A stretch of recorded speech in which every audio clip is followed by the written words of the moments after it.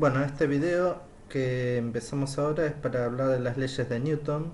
Eh, no va a servir en concreto por ahí para resolver los problemas de la parte de dinámica, pero sí para hacer el punto de partida teórico para comenzar su explicación. Si escuchan ruido de fondos de truenos es porque justo en este momento está empezando a llover.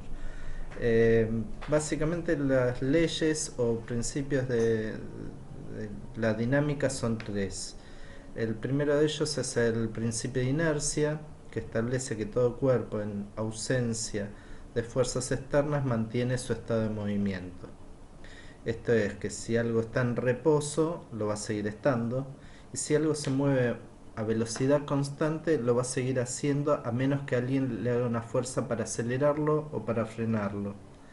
Este fue, por ahí es el menos matematizable de los tres principios, pero es el que descansa buena parte de todo el marco teórico, porque previo a esto estaba la concepción aristotélica que todo movimiento se detenía cuando se le terminaba el ímpetu, y en realidad lo que pasaba es que había fuerzas de rozamiento que lo que hacía era detener el movimiento. Entonces, cuando en algún momento de la historia se llegó al proceso de abstracción tal que eh, si uno pudiera liberarse de todos los rozamientos y pérdidas de energía o aparición de fuerzas, lo que no quedaba otra era que hubiera un movimiento uniforme. Y eso es todo lo que usamos en cinemática en MRU. Si ven, cuando la aceleración es cero, la velocidad se mantiene constante. Y si la velocidad se mantiene constante, es porque no hay fuerzas asociadas.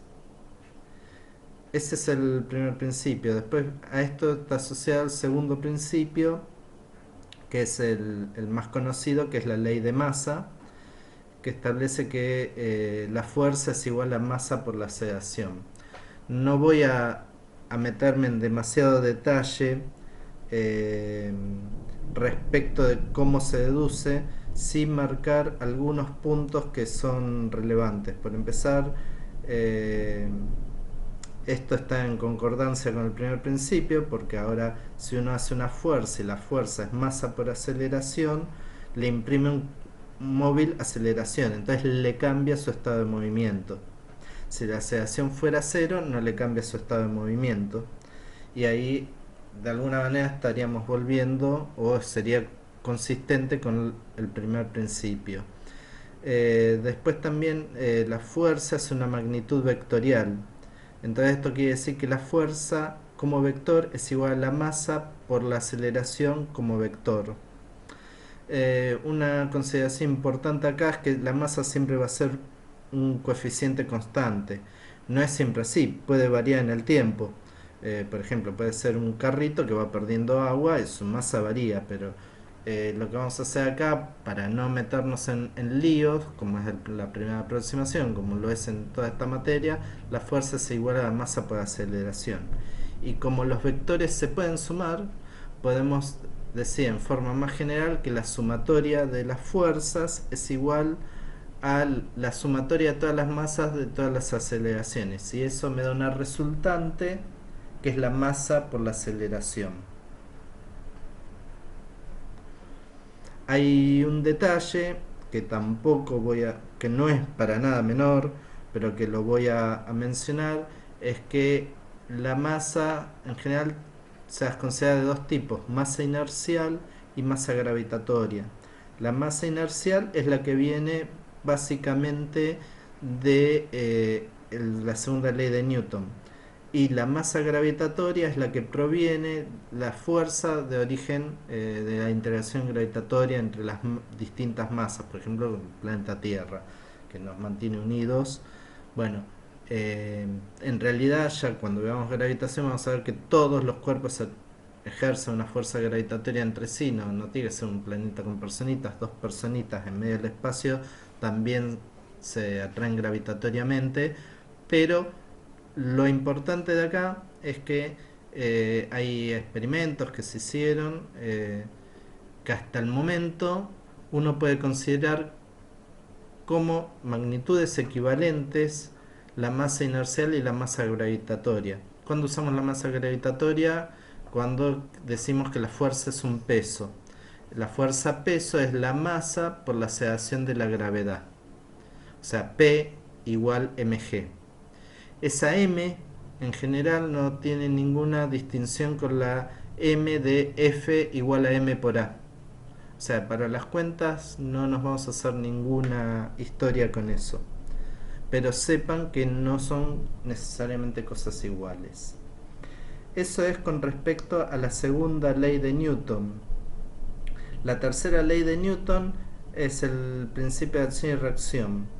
Todas las interacciones que se manifiestan con fuerzas, que pueden ser fuerzas de contacto o fuerzas a distancia, como las que pueden ser un imán, a una dada acción tiene instantáneamente una reacción de igual intensidad pero de sentido contrario.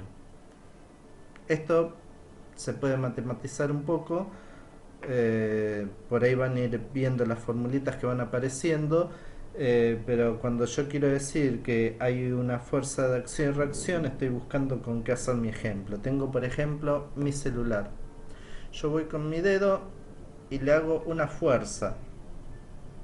Bueno, claro, está mi mano detrás del celular, pero mi dedo índice, si yo no supiera que está mi mano del otro lado, lo que él piensa, si es que un dedo piensa, es que el celular le está haciendo una fuerza a él.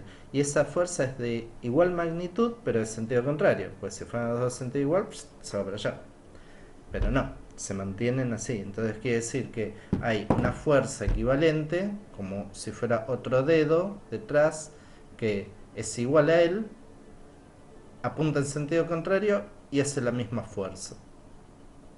De esto voy a ver si antes de la clase de problemas o del problema que de dinámica se explique, darles un ejemplo más elaborado de esto. Bueno, con esta pequeña introducción al tema, vamos a después, bueno, con la fórmula F igual M por A, hay un sinfín de ejercicios que se pueden hacer inmediatamente si saben cómo aplicarla. Respecto de las fuerzas de acción y reacción, vamos a tener que dar un ejemplo para que esto se visualice mejor en un próximo video. Bueno, hasta luego.